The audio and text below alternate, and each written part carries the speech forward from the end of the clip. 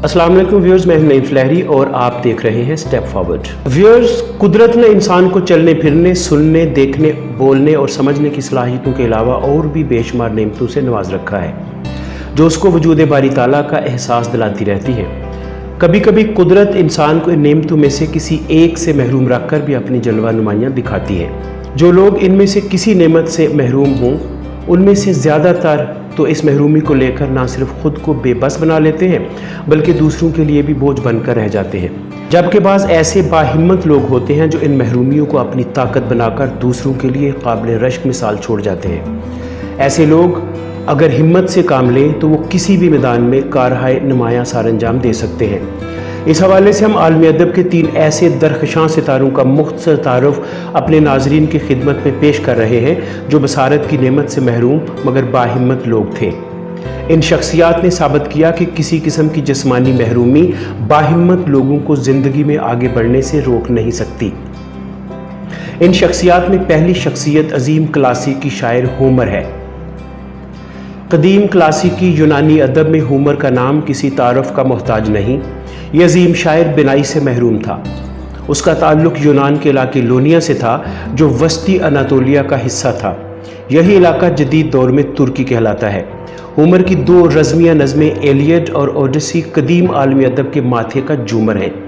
Homer की नज़मों के बारे में ये गुमान किया जाता है कि ये तकरीबन 700 साल कबल मसीह में मुरतब की गईं, जबकि 350 कबल मसीह तक इनके बारे में यकीन के साथ नहीं कहा जा सकता था कि इनका खालिक होमर ही है। आलमी अदब के मुअर्रिखीन तो अभी तक इस बात पर इत्तेफाक नहीं कर सके कि इन दोनों अजीम रज़मिया नज़मों का खालिक होमर है। मुअर्रिखीन इन नज़मों को किसी एक शायर की तख्लीक करार देने के बजाय इस बात पर जोर देते हैं कि मुतअद्दिद शायरों की कावश हो सकती है। इस हवाले से सलीम उर रहमान अपनी किताब मशाहिर अदब यूनान कदीम दौर में लिखते हैं, एलियाद और ओडिसी को इस इतबार से मुतअद्दिद शायरों की कावश करार दिया जा सकता है। इनके पीछे शायरी की जो बज़ाहिर नज़र ना आने वाली जानदार रवायत मौजूद है वो ना जाने कितनी सदियों पर मुहित है। होमर का इस रवायत से फैज़ उठाना तयशुदा अमर है और जो बातें मुक़द्दमीन के कलाम में से उसे भाई होंगी उन्हें उसने नया रंग देकर अपने रज़्मियों में परो लिया होगा। अदब की क्लासिकी रवायात में पुराने ख़यालात और मौज़ूआत को उलट पलट कर दोहराते रहना ऐब में शामिल नहीं था।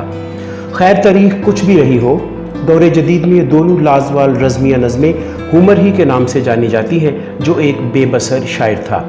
होमर की नज़म ओडिसी ने सदियों से अदब लिखने और पढ़ने वालों को अपना असीर बना रखा है। इस नज़म के बारे में डॉक्टर सुहेल अहमद खान कहते हैं, होमर की ओडिसी यूनानी अदब का ऐसा सोता है जिससे मुख्तलिफ ज़ुबानों का अदब अब तक सैराब हो रहा है। नाज़रीन, हमारी आज की दूसरी शख्सियत है जॉन मिल्टन। आलमी अदब में बिनाई से महरूम अदीबों में एक और बड़ा नाम जॉन मिल्टन का है। जॉन मिल्टन जदीद रज़मिया शायरी का बाबा आदम कहलाता है। मिल्टन का ताल्लुक इंग्लिस्तान से था। गो कि वह पैदाइशी अंधा नहीं था, लेकिन जब उसने शोहरा आफाक नज़में पैराडाइज लॉस्ट और पैराडाइज रीगेन लिखी तो वो बिनाई से महरूम हो चुका था।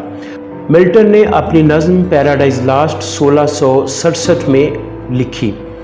इसकी ये नज़म पढ़कर यूँ महसूस होता है कि कुदरत ने इस अजीम कलमकार से बिनाई छीन कर इसकी कुव्वते तख़य्युल को मज़ीद पुरज़ोर और बुलंद परवाज़ बना दिया था। तभी तो इसने इस रज़मिया नज़म में देवताओं के बजाय इंसान, खुदा और इब्लीस को मौजू बनाकर रज़मिया शायरी को असातीरी माहौल से निकाल कर हकीकी माहौल में ला बसाया। देखने की सलाहियत से महरूम कलमकारों में एक और बड़ा नाम हेलन केलर का है। हेलन का ताल्लुक अमेरिका से था। हेलन एक मुसन्निफ़ा और लेक्चरर थीं। वो 1880 में अमेरिकी रियासत अलबामा में पैदा हुई। हेलन BA तक तालीम हासिल करने वाली पहली बहरी और अंधी खतून थीं। उसने अपनी इन महरूमियों को तरक्की के रास्ते की रुकावट ना बनने दिया और the story of my life, the world I live in और लाइट इन माई डार्कनेस जैसी शोहरा आफाक किताबें तहरीर की।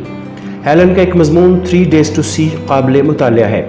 इसमें मुसन्निफ़ा ने बताया है कि अगर उसको देखने के लिए 3 दिन मिल जाएं तो वो इनको कैसे गुजारेगी। ये मज़मून पढ़कर इंसान को अपनी देखने की सलाहियत की अहमियत का एहसास होता है और वो हरदम कुदरत का शुक्र बजा लाने पर आमादा नज़र आने लगता है। यूँ ये मज़मून ना सिर्फ बसारत की नेमत से महरूम बल्कि इससे आरास्ता अफराद के लिए भी ज़िंदगी गुजारने का एक ज़ाब्ता है।